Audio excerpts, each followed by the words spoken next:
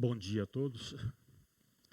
Vamos iniciar então mais uma das nossas conversas sobre o Espiritismo, enquanto as pessoas vão tomando passe, de acordo com o chamado aí na frente. E de início vamos aproveitar aqui esses instantes, esses momentos e criarmos aqui um oásis de paz, tranquilidade, serenidade, pedindo a proteção de Deus, dos espíritos amigos, a fim de que possamos desenvolver uma reunião frutífera para todos nós, seja em busca daquelas energias saudáveis através do passe, seja pela motivação ao estudo e conhecimento da doutrina espírita, pela conversa que aqui vamos procurar desenvolver. Certos desse amparo, nós iniciamos essa reunião. E de início alguns lembretes, alguns avisos. Um aviso da biblioteca é para aqueles que emprestaram livros, né? E porventura se esqueceram de devolvê-los, que o façam, pois muitos exemplares servem a outras pessoas. Nós temos aqui a livraria com uma grande oferta de livros, de variedade de livros espíritas, que podem ser adquiridos, mas também temos então na frente a biblioteca, onde estão exemplares que às vezes já esgotados não estão ali na livraria, e muitas vezes também para aquelas pessoas que querem apenas um contato com o livro e não ter o livro em casa, ao invés de adquiri-lo, pedem emprestado na biblioteca. Mas, uma vez feito isso, não podem esquecer de devolvê-lo, porque outras pessoas também estão com a mesma ideia e o mesmo interesse naquele livro que nós pegamos. E o outro aviso é o convite para terça-feira, 7 de julho, uma palestra presencial. Agora a gente tem que avisar que é presencial, né? Porque estamos na era do online, né? Então tem que avisar que a palestra é acrescentar o presencial, porque pode ser que seja à distância. Mas nesse caso é uma palestra presencial, tanto às 14 horas como às 20 horas da terça-feira, 7 de julho, com o César Perry, Antônio César Perry de Carvalho. Esse César Perry é um senhor de Araçatuba, que agora deve residir em São Paulo, e ele teve vários cargos no movimento espírita e foi até presidente da Federação Espírita Brasileira, numa determinada ocasião. E ele foi a primeira pessoa que levou o COEM, o Centro de Orientação e Educação Mediúnica, que foi elaborado aqui no Centro Espírita Luz Eterna, e executado pela primeira vez em 1970, e depois pegou como programa para o desenvolvimento mediúnico, né? Como iniciação ao desenvolvimento da mediunidade, como democratização do acesso à mediunidade. E quando pegou fora do Paraná, ele foi o primeiro que levou para Araçatuba o COEM. Então o pessoal aqui do Luz Eterna foi lá, ele reuniu todo o pessoal daquela União Regional Espírita ali, e passaram um final de semana, não me lembro se um carnaval ou uma Semana Santa, ou algum feriadão, passaram reunidos com o pessoal do Luz Eterna, explicando como é que implanta o COEM, como é que funciona e tal.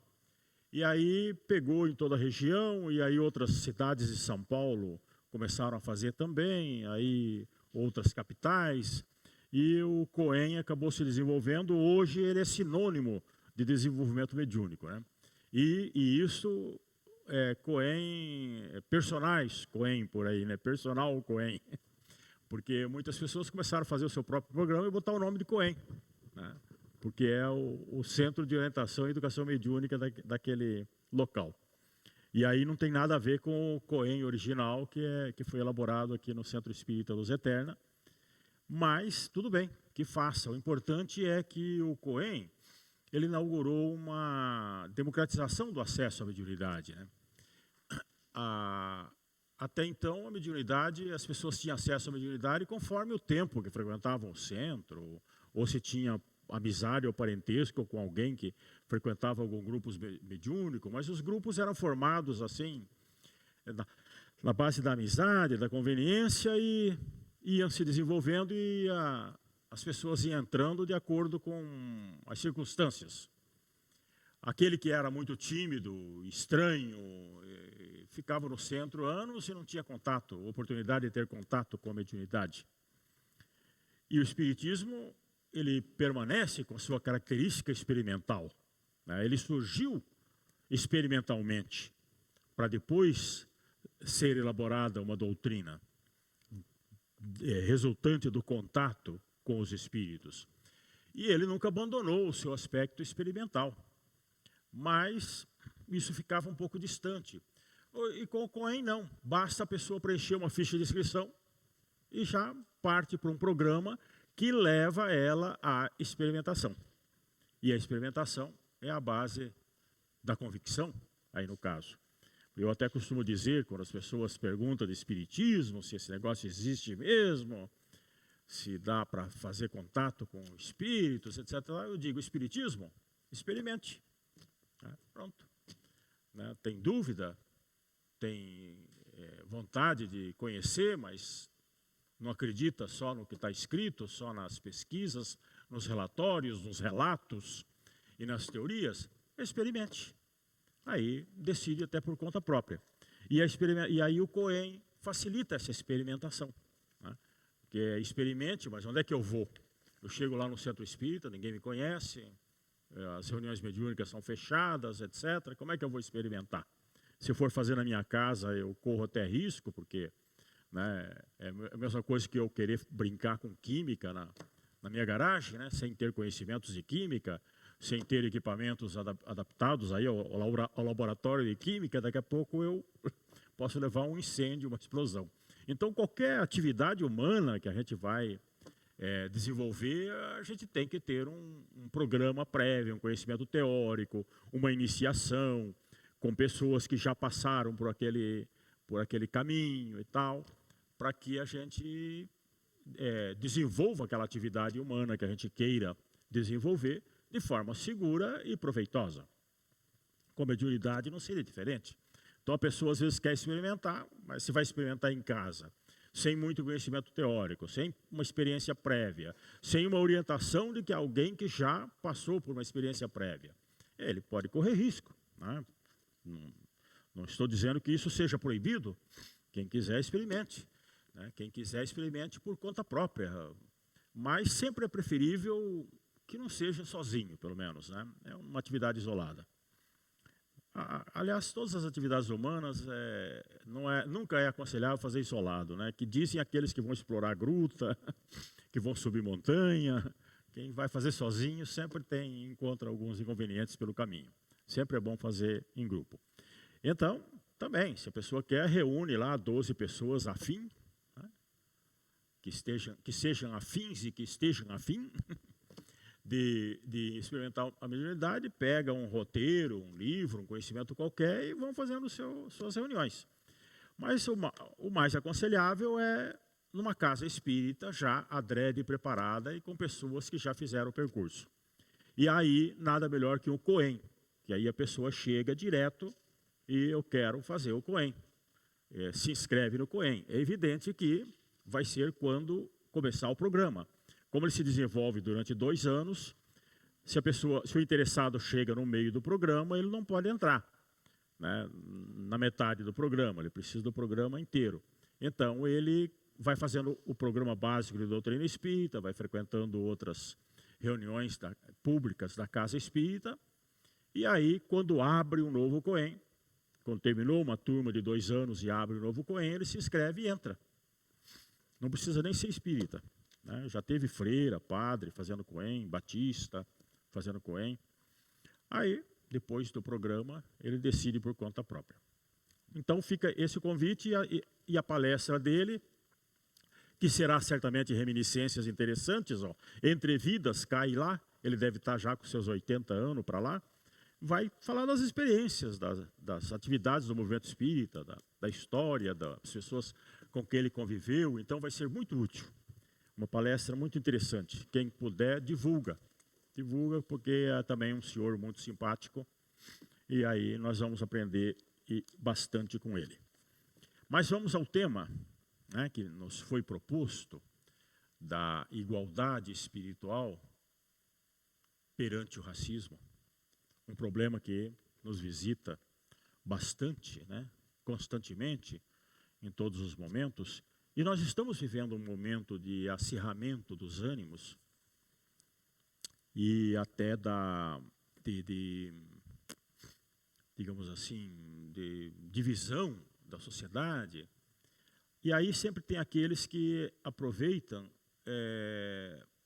incrementando o ódio, porque o ódio nos atrai muito mais do que o amor. Essa é a verdade, nós somos espíritos imperfeitos, lançados no contato com a matéria para a evolução.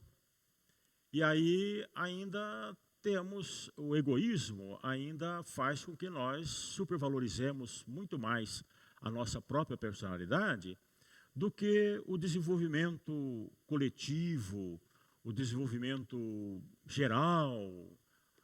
Desenvolvemos às vezes muito mais a antipatia do que a empatia. E aí somos vítimas muito mais fáceis dos incentivos ao ódio do que dos incentivos ao amor.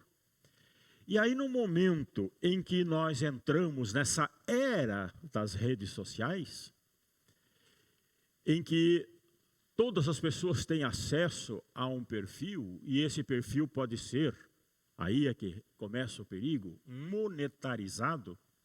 Né? A moeda não é por si mesma um mal, né? O dinheiro, segundo a definição de alguns, é o sangue da sociedade, né? Assim como o sangue circula no nosso organismo, levando os nutrientes em todos os lugares, o dinheiro, não necessariamente em espécie, que hoje praticamente não existe, mas o numerário, pelo menos, ele circula na sociedade distribuindo as riquezas e os empreendimentos e tal. Mas assim como o sangue no nosso organismo, às vezes sofre a contingência da anemia para alguns e a embolia para outros, né? Às vezes em excesso, a passagem em excesso pode provocar um derrame ou coisa assim, e a passagem faltando leva à anemia. No meio social também existem esses problemas circulatórios em relação ao dinheiro. Então, assim como o sangue deve ser tratado com muito respeito no nosso organismo, e a gente sempre fazer exames e ver como é que andam as coisas por ali, a questão do dinheiro também sempre é complicada e complica muito a nossa vida, quando monetarizamos as coisas, em todos os sentidos. A mediunidade, por exemplo, né? Quando começa a monetarizar a mediunidade, dificilmente não leva para um caminho desastroso.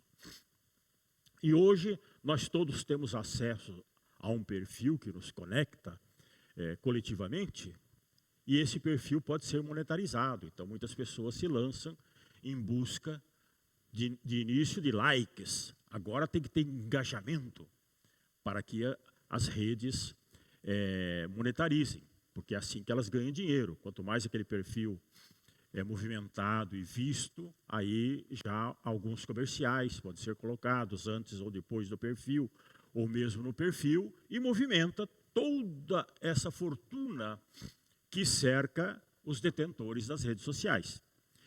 E como o ódio traz mais engajamento do que o amor, né?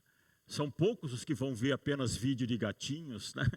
Ou vídeo de coraçõezinhos balançando, e histórias de amor.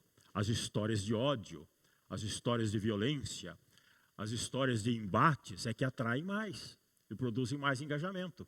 Então as pessoas investem nisso aí. E aí a nossa sociedade vai se fragmentando, né? Vão se desunindo clubes, grupos de encontro, até os tradicionais grupos da pinguinha, né, dos aperitivos vão se separando, e até entre as famílias a cisão às vezes começa por causa desse exacerbamento, que não passa, na verdade, de uma rejeição de uns aos outros, ou retorno a situações primitivas do nosso desenvolvimento espiritual. E aí o racismo entra nisso também.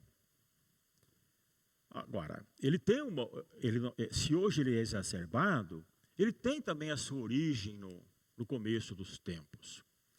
Porque Deus, né, fez assim. As pessoas discutem até por isso, né, como Deus fez, ou o que Deus quer. Existe uma série de pessoas aí que são procuradores de Deus, tá? Não procuradores de buscar em Deus, procuradores de agir em nome de Deus, que nem os procuradores públicos agem em nosso nome, né? Ou a prefeitura tem o seu procurador, as empresas têm os seus procuradores, nós temos a procuradoria pública aí, que é o Ministério Público. Existem aqueles que também se julgam procuradores de Deus, só que não apresentam a procuração. Para a gente checar. O promotor, pelo menos, pode apresentar o diploma dele de nomeação lá, o promotor público, né, que foi nomeado o nossa procurador, ou coisa assim. Mas os caras não apresentam nada assinado por Deus, de que são procuradores, mas se julgam procuradores de Deus. Eles sabem o que Deus quer. Deus quer que você faça isso, Deus quer que você faça aquilo. Deus não gosta daquilo, não gosta daquilo outro. E Deus está lá de braço cruzado olhando, e eu? Quem falou? Na verdade, nós não sabemos nada, como é que ele não é, né? Nós sentimos e sabemos que ele existe, sabemos que ele tem poder, né? E todos nós acreditamos que ele criou todas as coisas, mas do que ele gosta, do que não gosta, para qual time ele torce, todas essas coisas nós não sabemos. Então não adianta nós querermos impor aos outros aquilo que nós pensamos que Deus quer ou não quer. Mas o que nós podemos fazer é tentar entender a obra dele. E entendendo a obra dele, a gente entende melhor ele. Nós temos vários níveis de tentativa de compreender a obra de Deus. Qualquer um de nós pode meditar sobre as coisas, como elas são, como é a criação divina. E em níveis cada vez mais aprofundados de pesquisa, tal, até chegarmos à ciência. A ciência representa um investimento humano para compreender Deus, apesar de que, oficialmente, a ciência não tem Deus. É aquela velha anedota do Laplace com Napoleão, né? Porque no tempo dos imperadores, no tempo dos ditadores também acontece isso, quase todas as novidades têm que ser mostradas para o imperador ou para o ditador, para depois ele aprovar e deixarem elas se tornarem públicas ou receberem até incentivo financeiro. Então, Napoleão era assim, até aí o imperador rejeitava ou não, disse que ele rejeitou, quando apresentaram para ele o motor a vapor, ele rejeitou, aí o cara foi para a Inglaterra saiu na frente. Mas o Laplace também, a sua teoria da formação do mundo, levaram ele para apresentar para o Napoleão. Então ele apresentou lá, não tinha data show naquele tempo, nada disso, mas ele deve ter feito algumas coisas em cartolina, e foi expondo uma cartolina atrás da outra, e mostrando que aí o universo e tal, e foi os átomos se agregando e não sei o quê, e aí a nebulosa solar que foi girando e soltou dos planetas, e pá. Aí quando terminou, Napoleão falou assim, muito bonita a sua história da formação do mundo, mas onde é que entra Deus nisso aí? Aí o Laplace falou, majestade, eu não precisei dessa hipótese. Simplesmente, pura e simplesmente. Então a ciência não se preocupa com a hipótese de Deus. Ela tenta entender como as coisas funcionam e até a gênese das coisas, mas deixa a hipótese de Deus a cargo das religiões, né? Normalmente é o que acontece. Mas, então, são visões do mundo que nos permitem ir compreendendo a obra de Deus. O Espiritismo, já em sua origem, sonhou em fazer uma aliança entre a ciência e a religião.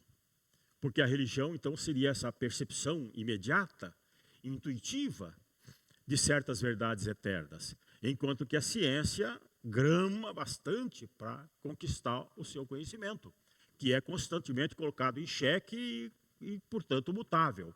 E as religiões têm a característica de serem imutáveis, né? A gente fica lá com os livros sagrados, e mesmo seja que época for que surgem esses livros, nós sacralizamos eles. Então, se nós temos livros sagrados antiquíssimos, como os Vedas, aí depois um pastiche mais recente, como a Bíblia, aí um pastiche mais recente ainda, como o Alcorão, não tem importância. E depois aí vem o livro dos Espíritos, nós começamos a sacralizar ele também, e criamos uma nova religião com um novo livro sagrado. É a nossa tendência de imobilizar as coisas na religião, porque ela trabalha com a crença. E ainda por cima, ela sofre o paradoxo da divulgação. No começo, ela surge livre. Mas para ser divulgada, ela precisa ser organizada. E quando ela se organiza, ela se cadaveriza. Emmanuel disse que a religião organizada é o cadáver da religião. Então a gente só está levando o esquife. Botou a religião no esquife, e aí aquela ideia original, livre, às vezes até anárquica, no esquife, e sai difundindo aquilo ali. Está levando o esquife, não está levando mais a ideia original. Esse é um paradoxo que a gente tem que vencer. E individualmente é a responsabilidade de cada um. Então, o Espiritismo ele já surgiu com essa intenção, e como ele surgiu de uma forma experimental, ele surgiu com uma vocação científica. Não é ciência, não se tornou ciência oficial, não faz parte da academia, mas tem uma vocação científica. Só que ele tocou num ponto crucial, que é a base das religiões, que é a vida depois da morte, explorando as possibilidades do que nos acontece após a morte, que as religiões sobrevivem. Então ele teve que tocar a religião, e aí ficou nesse meio termo que até hoje nós não conseguimos dar uma identificação precisa se é ciência ou se é religião. Mas ele sempre teve esse aspecto observador, de observar o mundo, de não se pautar apenas por tradições ou por revelações, mas sim por observação também dos fatos e dos fenômenos que ocorrem.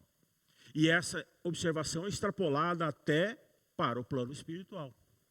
Então, no meio espírita nós vemos duas gêneses, a gênese espiritual e a gênese material, a gênese humana, digamos assim.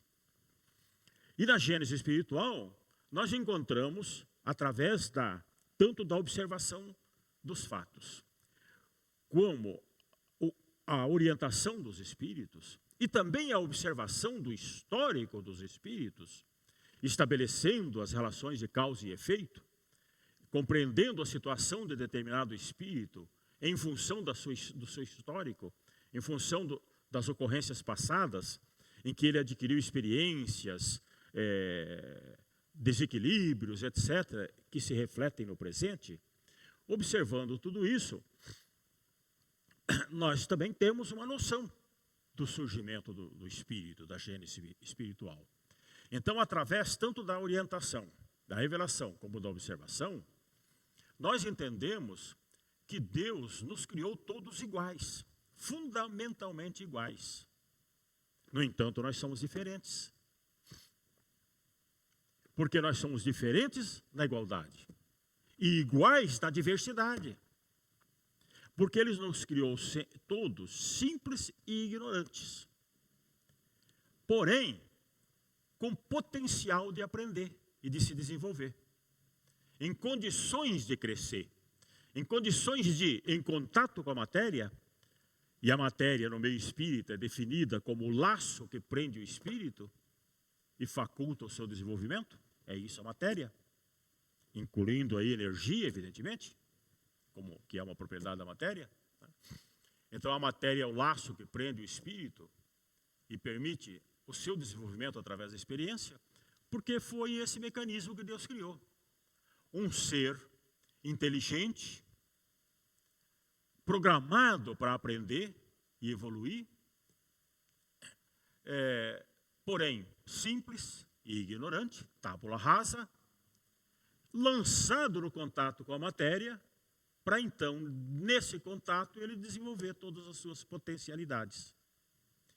E como a inteligência que ele deu a esse ser pressupõe a liberdade de pensar, pressupõe o livre-arbítrio, pressupõe a liberdade individual.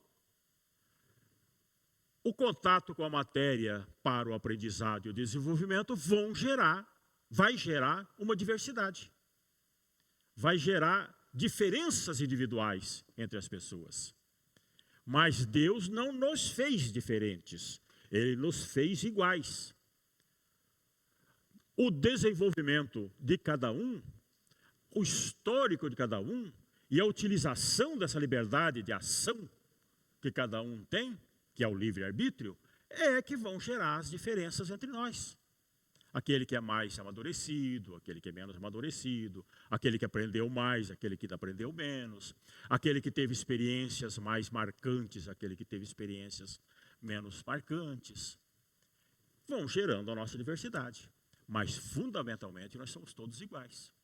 Temos os mesmos direitos e temos a mesma possibilidade de progresso. Aquele ser angélico que você encontra hoje, paciente, empático, fazendo caridade, recebendo todo mundo, em exemplos clássicos aí da história, como o Francisco de Assis, ou Francisco Xavier, aqui de Uberaba. Parece que os franciscos são destinados a desenvolverem, a representarem esse aspecto da peculiaridade humana, que é a humildade, né? Esses seres também já foram como nós, ruins como nós, terríveis como nós. Desenvolveram isso aí no longo da sua história. E aquele ser que você execra, né, aquele criminoso odiado, que você quer eliminar da sociedade, e sente às vezes ódio e vontade de triturá-lo para que ele sentisse todas as dores que ele provocou, vai chegar a ser um anjo. Um dia ele vai passar por todas essas experiências e vai se mancar, né? Vai se tocar e vai entender que ele está só perdendo o tempo agindo na maldade. E vai também parar e começar a meditar sobre as suas experiências e a tomar caminhos diferentes que vão levar ele à genitude. Isso é que faz a nossa igualdade. Qualquer um de nós, né? O bom, o mal, o feio, o bonito, o rico ou o pobre, etc. e tal, nós somos fundamentalmente iguais. E pela experiência, nós todos vamos chegar à perfeição. Somos programados para isso, né? Quando Deus nos fez, nos programou para chegarmos à perfeição. E o mestre dos mestres, né, aquele que teve mais empatia na humanidade, a ponto de dividir a história ao meio, que foi Jesus, já dizia isso: sede perfeitos, como perfeito é o vosso Pai, é o nosso Pai que está nos céus. Ele já dizia isso: sede perfeitos. Sois deuses, ele disse em outra oportunidade, né? Sois deuses. Ou seja, nós temos o potencial da perfeição e vamos chegar à perfeição. Todas essas diferenças são transitórias. Essa é a gênese espiritual. Na gênese humana, no contato com a matéria, aí ocorrem as divisões. Não só as individuais, de acordo com as diversas experiências, porque veja só, um dado a mais que o Espiritismo traz no desenvolvimento dos espíritos é o dado da reencarnação. A reencarnação é um dado precioso para a gente compreender a diversidade. Aquele espírito, no contato com a matéria, ele não tem um mergulho só, como nós pensávamos antes. Não se trata de Deus fazer uma alma e mergulhar ela na matéria, ela ter uma vida aí variável, às vezes nem chega a ver a luz, às vezes vê a luz por poucos anos, às vezes por uma quantidade média de anos, outros que duram mais, chega aí a 100, 104, dizem que alguns chegam a 120 anos. Mas o que é isso perto da eternidade? O que é isso perto da história do homem na face da terra? O que é isso perto da história da terra, meu Deus do céu? E o que é isso perto da história do universo? Nada, 120 anos. Mas achávamos que esses 120 anos definiria a vida eterna do espírito. E o que ele fez nesses 100 anos, alguns estão sendo otimistas, né? Eu tenho 76, já estou mais para lá do que para cá. A vida nesses 100 anos ia definir a eternidade dele no inferno, no céu, ou se ele tivesse fechada com Deus, um estágiozinho no purgatório para ter uma segunda chance.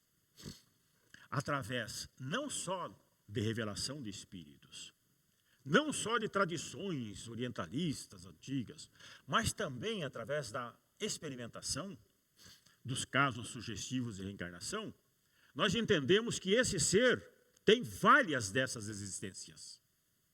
A individualidade, criada lá por Deus simples e ignorante, é permanente. É uma reta que se projeta ao infinito, até a perfeição. As personalidades que ela assume, aí são segmentos dessa reta,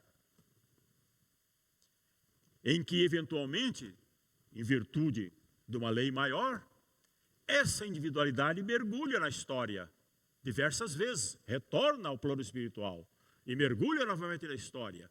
E assim vai sucessivamente desenvolvendo a sua caminhada. Então, nesse contato com a matéria, né, nesse mergulho constante, nessa história, se nós olharmos as coletividades também se distanciaram umas das outras. Porque em termos de mergulhar o espírito na matéria, para produzir o corpo necessário, Deus fez um forno. Lá no chifre da África, por ali, procuram o forno de Deus. Né? Ninguém achou ainda o forno de Deus. Mas hoje, a maioria das indicações até científicas é de que o forninho de Deus era ali, onde ele fazia as espécies. E aí ele lançava, foi evoluindo os primatas em diversos, até que alguns ele já achou prontos, né? E botou na natureza lá, nas árvores e tal, como os símios. Outro pegou um tronco que ele quis aperfeiçoar e foi fazendo fornadas e lançando essas fornadas. Cada vez uma fornada melhor que a outra. Até que lançou o Homo sapiens. Mas antes do Homo sapiens ele fez várias tentativas. Lançou uma espécie aí para o mundo, que a gente localizou o primeiro esqueleto dele em Neandertal, na Alemanha, então a gente chama o homem de Neandertal. O neandertalense é porque foi encontrado nessa região, então virou o homem de Neandertal. O Denisova, uma outra espécie que ele lançou, até que chegou no Homo sapiens. Quando ele lançou o Homo sapiens, e dado a iniciativa individual, né, dada esse ânimo provocado pelo livre-arbítrio, eles vão embora. Alguns ficam ali em volta do forno e vão se ajeitando por ali. Outros grupos vão indo mais distantes. E no irem mais distantes, eles vão encontrando novos elementos e novas situações. E até espécies anteriores. Hoje, não é descartado mais a ciência que o Homo sapiens cruzou com o Neandertal, cruzou com o Denisova, lá mais para a Ásia e o Pacífico. Então, aí já dá alguma diferença. Deus fez uma fornada anterior, soltou pelo mundo, elas estavam lá zanzando, aí ele fez a última fornada nossa aí, que é o Homo sapiens, e eles foram lá, encontraram a fornada anterior e cruzaram. Então já dá umas certas diferenças individuais. Fora disso, tem as diferenças provocadas pelos elementos da natureza.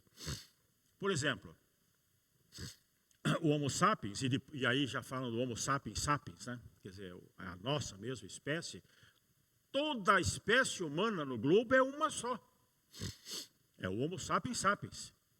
Nós somos a mesma espécie.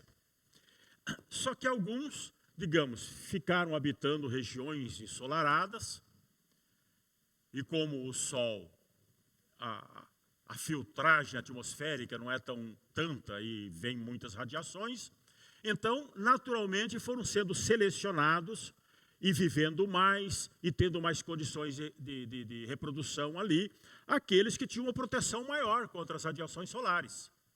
Evidentemente que quem tinha pele com mais melanina e tal, foi tendo mais chance de reprodução naquelas regiões através de milênios e foi selecionando pessoas mais escuras.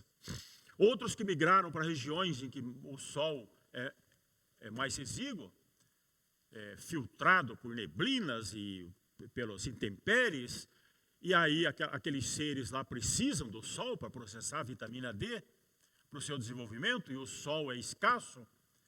Então, naturalmente vai selecionando, essa é a lei da seleção natural, vão selecionando aqueles mais claros, né? Aqueles que têm menos melanina, que surge, porque das diferenças individuais, qualquer grupo, mesmo quando Deus fazia a fornada dele, tem o mais escuro, o mais claro, o mais alto, o mais baixo, o mais gordo, o mais magro, essas diferenças individuais.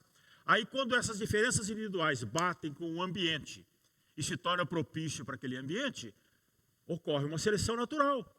Porque os seres que têm aquela possibilidade de assimilar mais a vitamina D, vão viver mais e vão ter mais condições de procriar. Não quer dizer que os outros não procriem, mas menos. E acaba selecionando um tipo mais claro. É isso.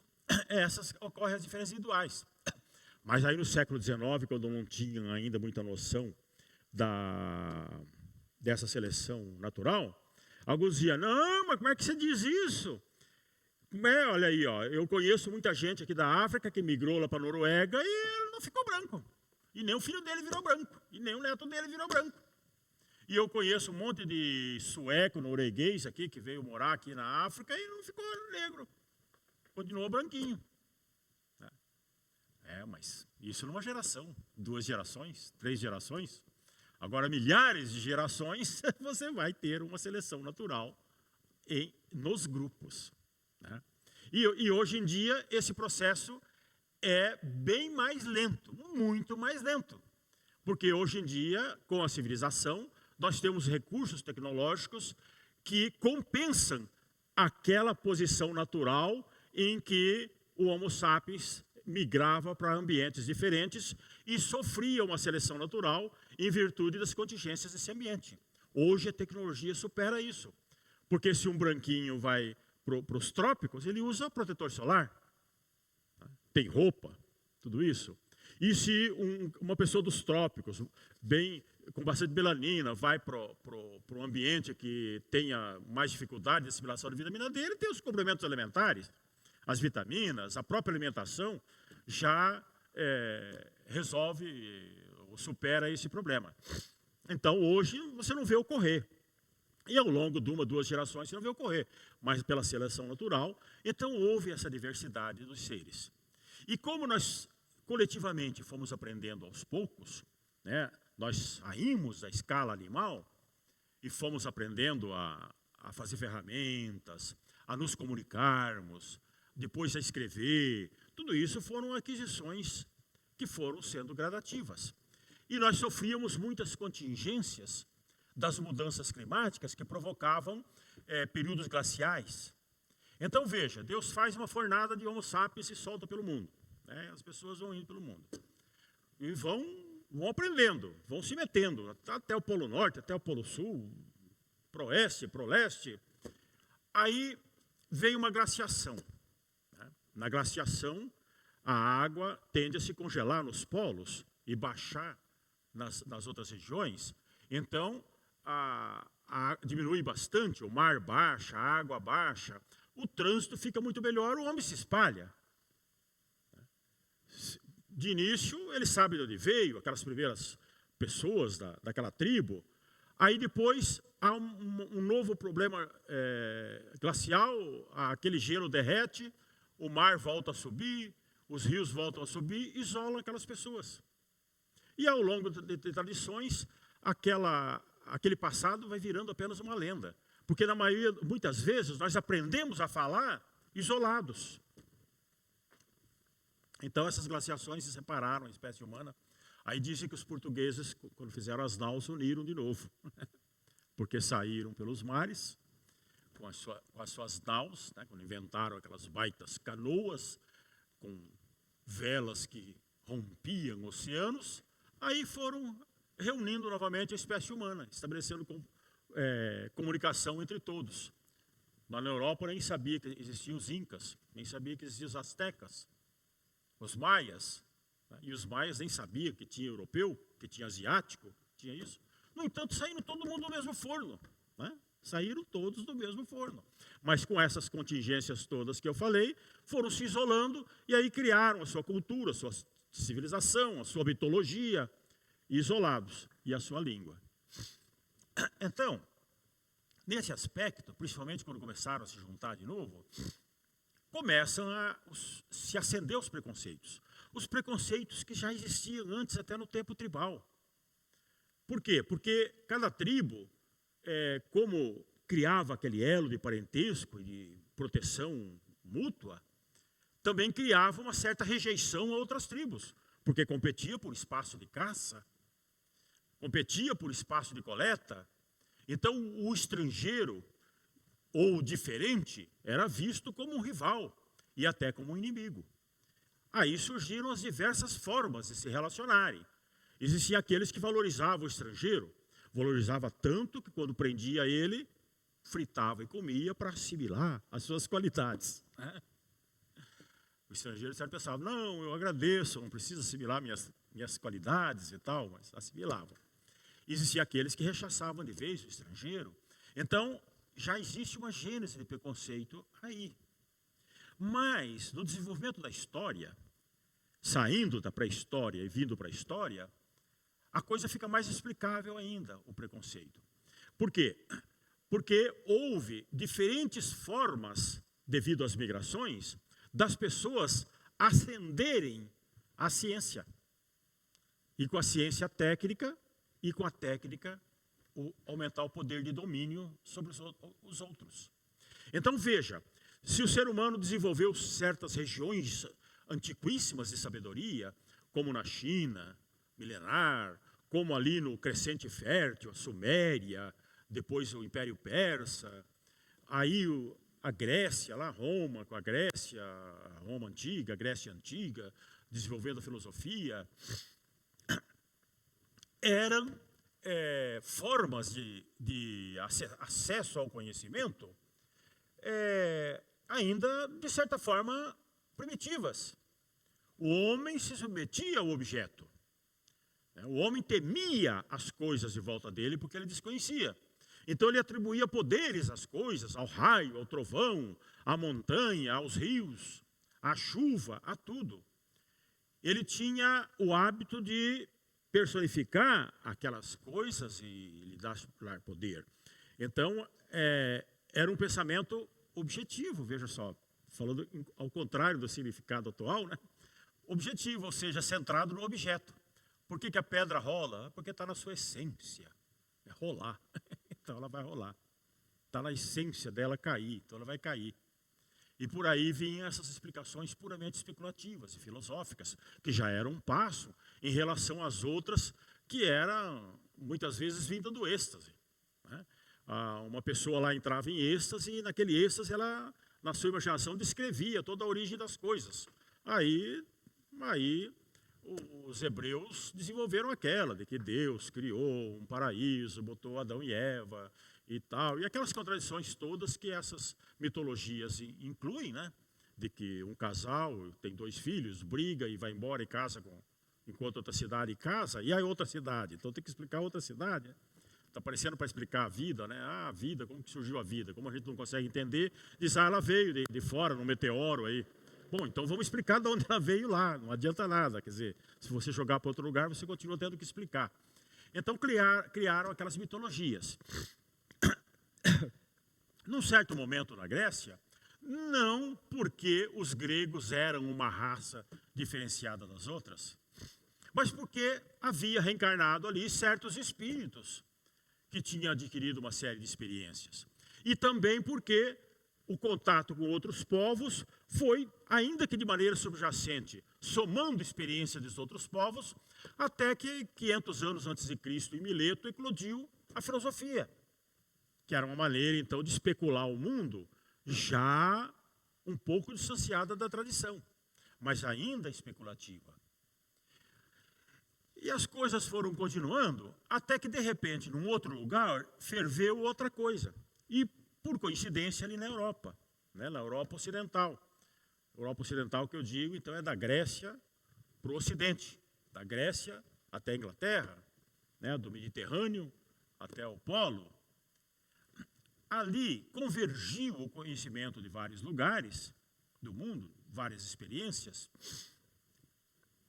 e ainda o renascimento daqueles textos antigos que tinham sido guardados por outra sabedoria tradicional, que era árabe, porque os europeus, por conta própria, seriam os mais atrasadinhos até de hoje, mas eles se beneficiaram. Por quê? Porque eles entraram de forma fanática numa crença, numa religião, impuseram em toda a população e aquela religião proibiu uma série de livros, tá? Que foi a Idade Média, a Idade das Trevas. Mas uma outra sabedoria que hoje resolveu adquirir a Idade das Trevas, né? A Idade Média, porque vivem na Idade Média, mas naquele tempo era o maior foco de sabedoria, que era o Islã, preservou. Eles tinham menos preconceitos naquele tempo, né? Tinha menos rejeição ao novo ou ao que não estivesse no Alcorão, naquele tempo. Eles preservaram uma série de livros gregos, da filosofia grega. E aí entregaram no Renascimento para a Europa aquilo. A Europa, muitos sábios aprenderam árabe para poder ter acesso a livros gregos antigos, Aristóteles e outros livros, que por sua vez era proibido pela religião predominante na Europa.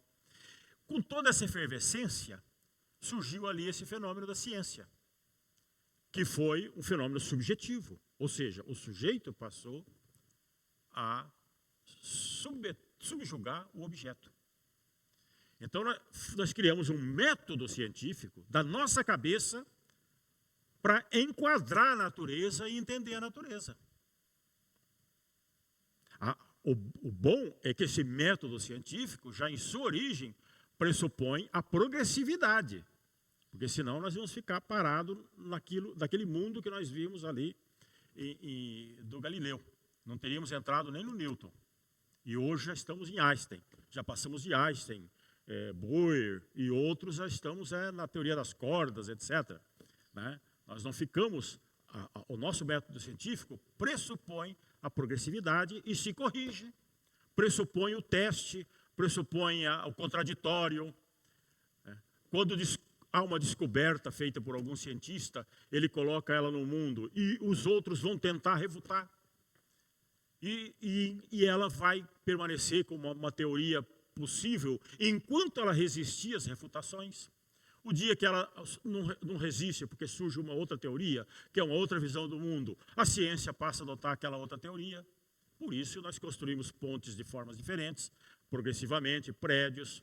Né? Com a tecnologia que nós tínhamos na Idade Média, a gente nunca faria um prédio nem de 4 andares, quanto mais os arranha-céus que nós fazemos hoje, com uma parede fininha assim, né? Naquele tempo tinha que fazer paredes enormes para poder chegar e sustentar tudo. Tanto é que uma das nossas primeiras construções que são comuns no mundo inteiro, né, foram as pirâmides, que é a forma mais fácil de fazer construção. Você vai fazendo aquela base assim, não precisa tanta tecnologia. E a turma disse que é porque um ET que veio e ensinou para todo mundo as pirâmides, por isso que é comum pirâmide em todo lugar. É como uma pirâmide porque era mais fácil de fazer. Se fazia um monte de terra, se faz uma pirâmide. Aí hoje chegamos a fazer os arranha-céus. Então, a ciência trouxe isso. E a ciência surgiu na Europa. E fez com que a Europa, durante muito tempo, tivesse um poder muito grande sobre os outros povos. Tanto é que submeteu a todos. Com as grandes navegações e as grandes empresas, eles submeteram os maias, os astecas, os incas, os africanos, os asiáticos. A China ficou submetida durante muito tempo ao mundo ocidental, aos cristãos, porque foi aqui no mundo cristão que surgiu a ciência. E junto com esse fenômeno veio o preconceito.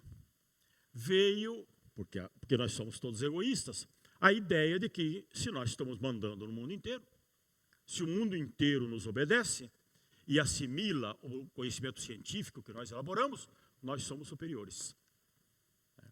Então, os científicos foram anticientíficos e tiraram uma conclusão completamente errada de uma premissa verdadeira. Eles estavam numa situação de poder, de conhecimento, de domínio sobre os outros, mas não quer dizer que eles eram essencialmente superiores aos outros. Mas acharam e passaram a olhar os outros como os outros. Nós é que detemos o conhecimento e descrevemos os outros. E aí as outras culturas passaram a ser consideradas primitivas. Os outros povos eram todos primitivos e alguns chegavam a estabelecer, não, tem que ficar submisso. Criaram o Destino Manifesto, alguns pensadores. O Destino Manifesto era um manifesto de certos intelectuais de que competia a raça branca a liderança da humanidade. E as outras raças seriam subservientes e úteis de acordo com as suas possibilidades. O ápice disso foi no nazismo. O Hitler pensava assim, nós alemães, aí ele, claro, foi para o povo dele, né? Os alemães. Se ele fosse norueguês, ele dizia que eram os noruegueses. Nós, os alemães, é que somos o ápice. Os ingleses vêm um tantinho abaixo, né? Os italianos um pouquinho mais e tal. E aí os eslavos vamos escravizar. Então eles poderiam escravizar os outros povos, definir o destino dos outros povos, porque eram superiores. No século XIX, isso acontecia com a Europa toda. Era o etnocentrismo. O centrismo étnico. A minha etnia é superior à dos outros. Ou a gente pode falar de eurocentrismo, para localizar, né? Porque havia isso na Europa. O europeu achava e fazia gradações, hierarquias entre as raças. Não podemos achar que um negro tem a mesma possibilidade que um chinês, e nem o chinês que ele vai ter as mesmas possibilidades mentais que um europeu civilizado. Né? Chegava a dizer, a expressar essa forma de preconceito. E muitas vezes, por falta de conhecimento também, por falta de amadurecimento espiritual nosso, por falta de conhecimento, nós reproduzimos isso aí. Muitos continuam reproduzindo essas coisas e achando que são desiguais. Por quê? Porque o europeu achava que toda aquela cultura era primitiva. E não. Hoje em dia a gente entende que, o que houve foi um desenvolvimento tecnológico. E o Espiritismo até diz que o crescimento é intelectual e moral. E que geralmente o crescimento intelectual precede o crescimento moral. Geralmente por quê? Por causa da necessidade de sobrevivência que a gente tem no contato com a matéria. A gente mergulha sucessivamente na matéria e mergulhados na matéria nós temos aí certas necessidades de sobrevivência que têm que ser satisfeitas. E nesse trabalho nós desenvolvemos muito mais rapidamente a inteligência para nos safarmos dessas coisas. E aí, à custa de muito aprendizado e das consequências sofridas por essa anomalia do desenvolvimento maior da inteligência, é que nós acabamos desenvolvendo a moral. A moral é desenvolvida por experiências pessoais, na maioria das vezes. Enquanto que a inteligência se desenvolve em empreendimentos coletivos. Então, um povo pode desenvolver a inteligência. E a moral? A moral pode ser individual. Aí o europeu ali, organizado, andando de carruagem, com cartola e não sei o quê, olhava uma comunidade primitiva lá numa ilha do Pacífico e achava que todas aquelas pessoas então eram todas primitivas e inferiores a ele. Sendo que havia ali elementos que moralmente estavam muito além dele. Em termos de sabedoria, em termos de bondade, em termos de afetividade, em termos de relacionamento humano, de amor, enfim. Havia como na sociedade dele, como na sociedade de onde ele veio, de cartola e fraque. Né? Lá também existiam aqueles que usavam toda a tecnologia em benefício próprio, egoisticamente explorando os outros, e aqueles que lutavam por uma igualdade, lutavam por melhor distribuição das benesses do mundo, lutavam por incremento do amor, etc. E tal. E se sacrificavam até por isso. Então não dá para dizer, todos os europeus são ruins, todos os europeus são bons, né? Europeus do século XIX, principalmente eu estou falando. Bom, não, existiam os bons e os ruins. Assim como não dava para você pegar uma tribo da Indonésia e dizer, ali são todos ruins, selvagens, atrasados. Não, lá também existiam Os que individualmente desenvolveram a bondade e os que não desenvolveram. Coletivamente, tinham menos técnica que a outra civilização, mas individualmente havia bons e ruins em todos os lugares. Não é porque o sujeito era europeu que ele era superior a todos os elementos daquela tribo. Não. Existia naquela tribo muita gente igual a ele. Mas existiam muitos espíritos ali encarnados, já com muitos quilômetros rodados e muito superior a ele, em termos de moral e de conhecimento intuitivo do universo e de sensação do universo. Então, a igualdade espiritual continuava existindo, mas fisicamente a gente se achava diferente. E tendemos a reproduzir isso. Por quê? Porque ficou isso no século XIX, chegou a ser criado o racismo científico, que é esse que eu me referi. Essa ideia do europeu de que ele era superior aos outros. Então criaram até ciências para estudar essas diferenças individuais, como a frenologia, por exemplo. Quem assistiu aquele filme Django Livre, né? Como é que chama aquele rapaz? Leonardo DiCaprio. Ele faz um personagem que é um adepto, né? Ele tenta cultuar a frenologia e faz toda uma exposição lá de que anatomicamente certas pessoas são inferiores e vão ser sempre inferiores por causa de um órgão, não sei o quê. Falavam isso, tinha cientistas falando isso. E muita gente caiu nessa conversa, porque era ciência. O Abraham Lincoln lutou, fez uma guerra para libertar os escravos. No entanto, ele achava que nunca um africano ia poder ser chefe de um branco.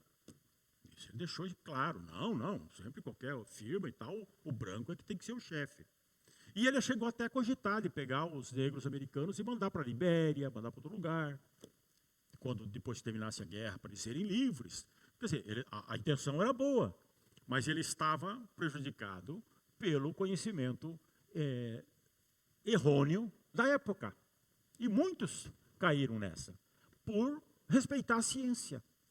Arthur Clarke, Arthur Huxley, né, também fez coisas assim. O próprio Engels, um dos que tentaram matematizar a distribuição das riquezas, aí, junto com o seu companheiro Marx, também tinha preconceitos em relação aos outros povos. Eles iam ter que cuidar dos outros povos. Quer dizer, porque nós somos melhores e inteligentes, vamos cuidar dos outros. Não interessa se o outro quer ser cuidado ou não. Então, esse preconceito, e Kardec não se livrou desse preconceito. Não dá para negar isso. Kardec, por seu respeito à ciência, ele também olhou o que falavam na época e disse, tá bom, então se é assim, e chegou a descrever, né, se vocês forem ler a Revista Espírita, abril de 1862, o artigo Perfectibilidade da Raça Negra, vocês vão ficar escandalizados. Se vocês forem ler a Revista Espírita, de agosto de 1864, que trata sobre a extinção dos aborígenes mexicanos, vocês vão ficar escandalizados. Alguns podem deixar até de ser espírita. Meu Deus! Kardec falou isso, Kardec escreveu isso. Kardec é um homem daquele tempo. Por isso que o Espiritismo tenta vencer esse paradoxo da sacralização. Por isso que os livros de Kardec não são a nossa Bíblia. Muitas vezes colocam por aí na imprensa, quando vão falar sobre as religiões, 10h59 já, tem 1 minuto só, para terminar como orador, né? Orador com H, que faz hora. Falta 1 minuto para eu fazer hora. Então já encerro. Aí, muitos vão colocar lá, eu vejo isso vendendo, quando vendiam em livros, depois vendiam em DVD, o Alcorão, o Talmud, a Bíblia, não sei o quê, e o Evangelho segundo o Espiritismo. Era a Bíblia dos Espíritas. Então Kardec não é a Bíblia dos Espíritas, e ele nunca deixou isso. E sempre lutou. Quando você lê, ele está sempre falando para isso. Tem que pensar, tem que raciocinar. E o Espiritismo é progressivo. À medida que a ciência for mostrando que ele está errado aqui e ali, ele muda. E tem que mudar. E no Livro dos Médiuns ele chega a dizer, minha gente, eu só trouxe o meu tijolinho. A construção é coletiva e de responsabilidade de cada um. Então, Kardec é muito importante para nós. Por quê? Porque ele começou um movimento de forma filosófica, um movimento que era empírico, um movimento que era muito experimental e que produzia doutrinas assim as mais loucas, porque uma pessoa experimentalmente começava a conversar com o espírito, acreditava naquele espírito, o espírito ditava uma doutrina, Jackson Davis, Robert Harry e outros criaram as suas doutrinas espíritas. E até o termo, aí Kardec chegou até o termo já existia, né? Porque nós, na nossa também presunção, dizemos, não, espiritismo é só o kardecismo. E muitos ficam bravos quando alguém chama de kardecista, eu sou kardecista. Kardecista não, você tem que falar só que é espírita, porque se você é espírita, você é kardecista. Não, tem vários espiritismos. Mas Kardec, que criou o termo, criou nada. Hoje nós sabemos pela pesquisa que Kardec não criou nada. E aquilo que dizem que ele criou, que ele afirmou que criou lá na introdução do Livro dos Espíritos, ele diz que usa. Servi-me do termo espiritismo, do neologismo espiritismo, para diferenciar do espiritualismo. Onde ele foi dizer que usou como um empréstimo, foi lá no Livro dos Médiuns, né, o item 98, lá que ele coloca no rodapé, justificando a criação de neologismos. Por quê? Porque em francês ele criou. O neologismo espiritismo surgiu nos Estados Unidos.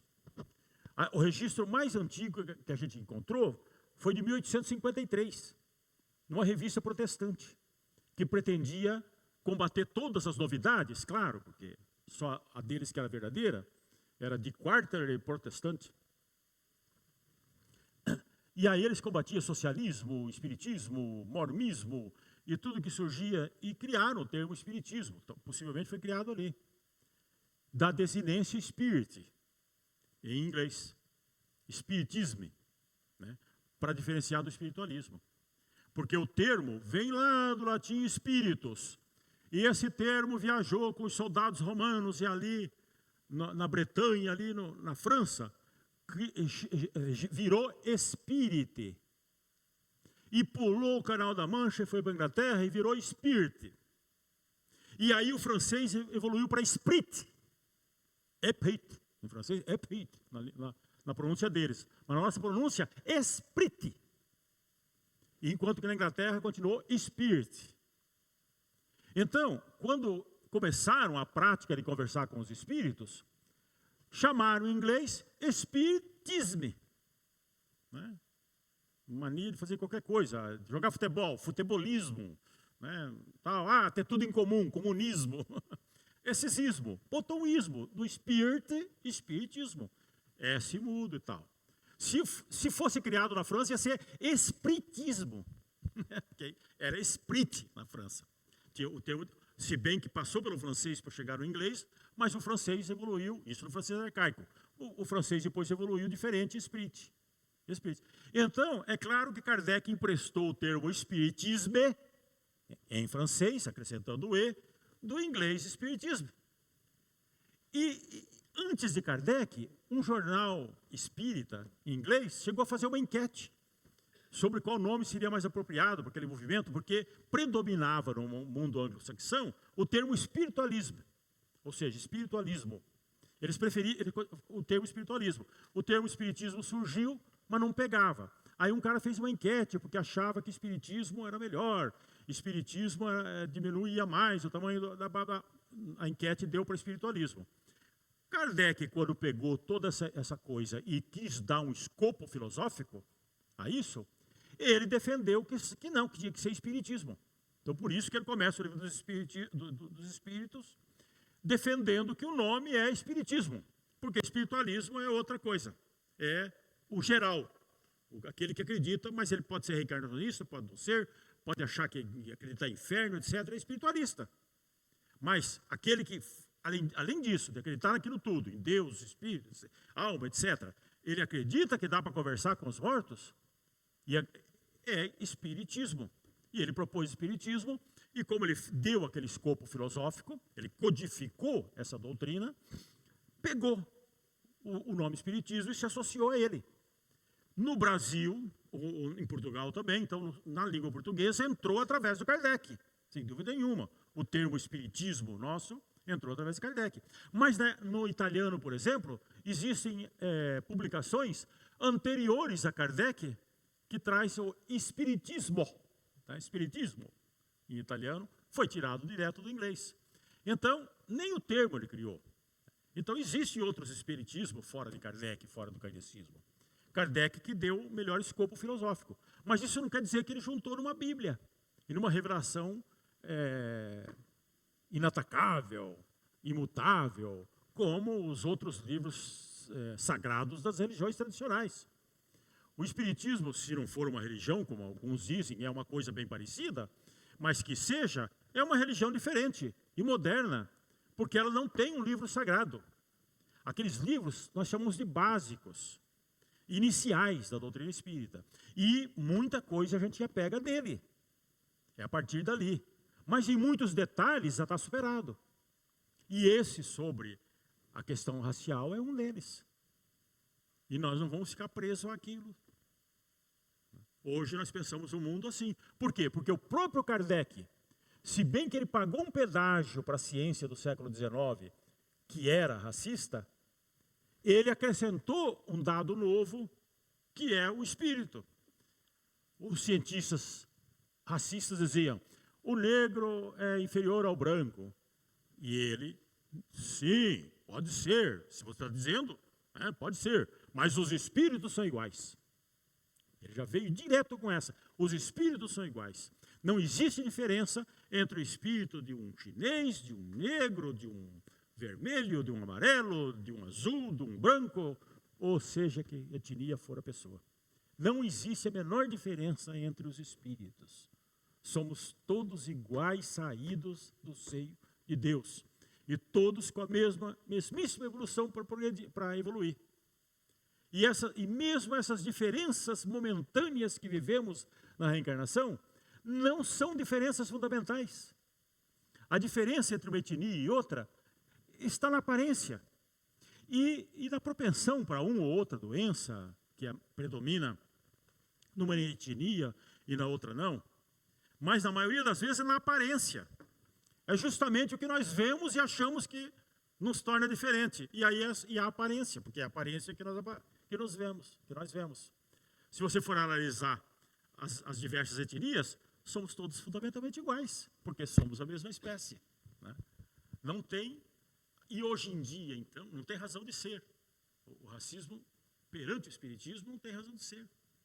Por isso que Kardec defendeu todas as igualdades. Ele propugnava pelo voto feminino, está lá na Revista Espírita, diversos textos. Ele combatia a escravização e propugnava pela libertação dos escravos. Por quê? Porque ele entendia e colocou esse elemento, o espírito, e a igualdade espiritual. Se ele cedeu em alguns pontos para a ciência do século XIX, sobre certas diferenças individuais na matéria, foi porque ele estava mergulhado naquele aspecto científico e não quis desrespeitar a ciência. Mas ele acrescentou um fator novo que nós entendemos até hoje.